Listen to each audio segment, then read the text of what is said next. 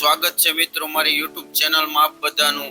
અને આપણે અત્યારે જઈ રહ્યા છીએ દમણ, તો વિડીયોમાં એન્ડ સુધી બન્યા રહેજો। તો મિત્રો આપણે અત્યારે દમણ પહોંચી ગયા છીએ અને દમણ પહોંચતા ત્યાં રોડ રસ્તા જોતા આમ બધા મકાન જોતા એવું લાગે છે કે આપણે ન્યુઝીલેન્ડ પહોંચી ગયા હોય ને એવું લાગે।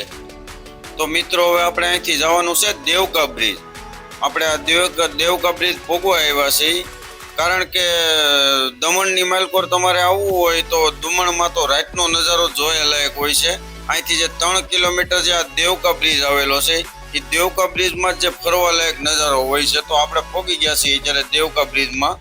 તો જુઓ તમને અહીંથી બતાવું દરિયો, જો આ ઝૂમ કરીને બતાવું તમને, આ દરિયા કિનારો છે ને આ દેવકા બ્રિજ કહેવાય છે। અહીંયા મસ્ત મજાની ફરવાની મજા આવે છે। ઉનાળામાં ખાસ કરીને અહીંયા આવું કારણ કે ઠંડી ઠંડી હવા આવે છે। જો આ દરિયો જોવો, હા જો અમારા લશ્કરીભાઈ તો થાકી ગયા છે તે નાના છોકરાની ટ્રેનમાં બેસી ગયા। તો અહીંયા લશ્કરીભાઈને થવા માંડી ગરમી, તો એ કહે છે દરિયા કિનારે આવવું છે। તો હું ને લશ્કરીભાઈ બે એવા દરિયા કિનારે આવી ગયા અને એ દરિયાની ટોચ પાણી ખાલી હતું ત્યાં બે આવી ગયા। અને અહીંયા જો બધા લોકો ફરવા આવે છે પણ આજે પબ્લિક ઓછું છે કારણ કે અમે તહેવારમાં આવ્યા છીએ એટલે પબ્લિક ઓછું છે આજે।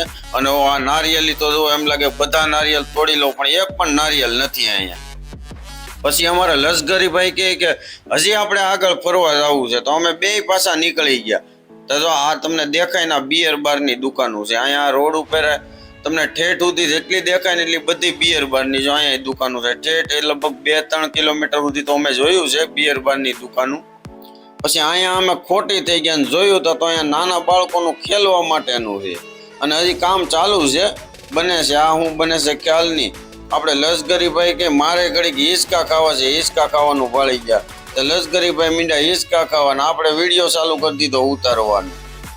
તો અહીંયા ખેલી કૂદીને પછી આપણને લાગી ભૂખ, તે આપણે એક હોટલમાં ગળી ગયા। તો હોટલમાં અંજર ગળી ગયા અને હોટલમાં જઈને જોયું તો અહીંયા તો આપણા લાયક કાંઈ મળતું નહોતું કારણ કે આપણે પ્યોર વેજીટેરિયન છીએ ને અહીંયા તો બધી એમ કહેવાય ને એવી આઈટમ મળતી હતી જે આપણા લાયક હતી નહીં।